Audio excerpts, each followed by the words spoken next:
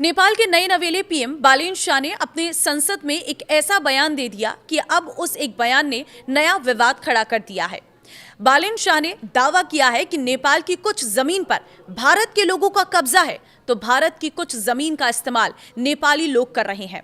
बताते हैं बालेन शाह का ये पूरा बयान और इस पर उनके विपक्ष ने क्या कहा है और किस तरह से ये मुद्दा गरमाया हुआ है। आखिर वो कौन सा हिस्सा है जिसकी बालेन शाह बात कर रहे हैं, सारी जानकारी देंगे और आप कमेंट में जरूर बताना बालेन शाह के इस बयान के बारे में आप क्या कहते हैं। नमस्कार, मैं हूं आपके साथ ममता तिवारी और आप देख रहे हैं न्यूज़ 18 का डिजिटल प्लेटफॉर्म।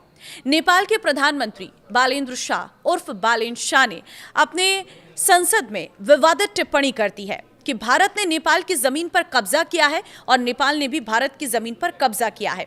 बालेन्द्र शाह ने इस बयान को लेकर विवाद खड़ा हो गया है, जिसके बाद नेपाल के विदेश मंत्रालय ने सफाई जारी करनी पड़ी है। Nepali media the Kathmandu post के अनुसार नेपाल के विदेश मंत्रालय ने रविवार को साफ किया कि प्रधानमंत्री बालेन्द्र शाह ने संसद में नेपाल द्वारा भारतीय जमीन पर कब्जा करने के बारे में जो कहा था वो किसी इलाके के दावे के बजाय बॉर्डर पार जमीन पर दोनों ओर से लोगों के कब्जे और नेपाल भारत बॉर्डर के पार जमीन के इस्तेमाल के बारे में था। रविवार को संसद में सांसदों के सवालों को जवाब देते हुए प्रधानमंत्री बालेन्द्र शाह ने कहा है कि प्रधानमंत्री बनने के बाद उन्हें पता चला कि न सिर्फ भारत ने नेपाल की जमीन पर कब्जा किया है, बल्कि नेपाल ने भी कई जगहों पर भारत की जमीन पर कब्जा किया है। अब नेपाल विदेश मंत्रालय के प्रवक्ता लोक बहादुर ने एक बयान में कहा है कि प्रधानमंत्री बातें मुख्य रूप से बॉर्डर पर नो मैंस लैंड एरिया में अतिक्रमण और जिसे उन्हें क्रॉस बॉर्डर कब्जा बताया है उससे जुड़ी हुई थी। मंत्रालय ने कहा कि प्रधानमंत्री ने संसद में जिस मुद्दे का जिक्र किया वो असल में 10 गजा एरिया नो मेंस लैंड में अतिक्रमण और क्रॉस बॉर्डर कब्जे से जुड़ा है। मंत्रालय के मुताबिक नदी वाले इलाकों में नेपाल भारत की सीमा को फिक्स बाउंड्री सिद्धांत का इस्तेमाल करके तय किया गया था, जिसके नतीजे में ऐसे हालात बने जहां एक देश के नागरिक दूसरे देश के अधिकार क्षेत्र में आने वाली जमीन पर खेती करते हैं या रहते हैं। मंत्रालय ने कहा है कि ये एक टेक्निकल कमेटी के अध्ययन से पता चला है कि नेपाल अभी जिस जमीन का इस्तेमाल कर रहा है और जिस पर अब का कब्जा है वो सीमा के भारतीय हिस्से में आ सकती है, जबकि भारत जिस जमीन का इस्तेमाल कर रहा है और जिस पर उसका कब्जा है वो नेपाली हिस्से में आ सकती है।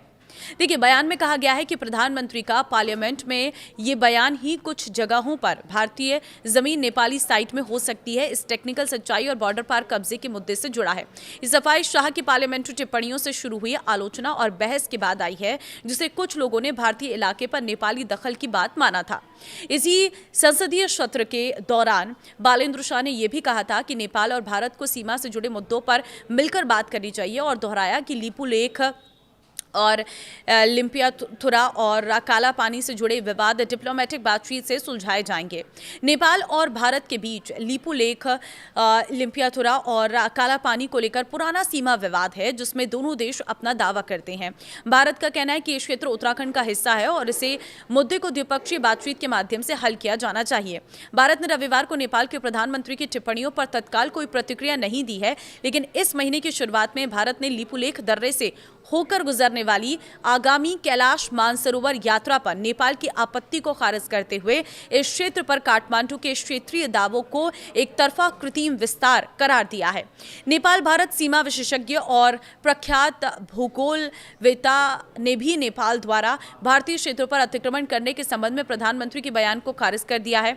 उन्होंने कहा कि नेपाल ने कभी भारतीय क्षेत्रों पर अतिक्रमण नहीं किया और न ही सीमावर्ती क्षेत्रों में अपना कब्जा बढ़ाया है।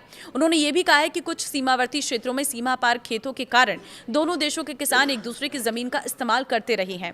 इस महीने की शुरुआत में नेपाल के विदेश मंत्रालय के प्रवक्ता ने कहा था कि देश राजनयिक चैनलों के माध्यम से भारत के साथ सीमा मुद्दा को हल करने के लिए प्रतिबद्ध है। तो ये है वो पूरा कारण और इस पर दी गई सफाई। अब आप क्या कहेंगे इस पर, मुझे अपनी राय जरूर दें। नमस्कार।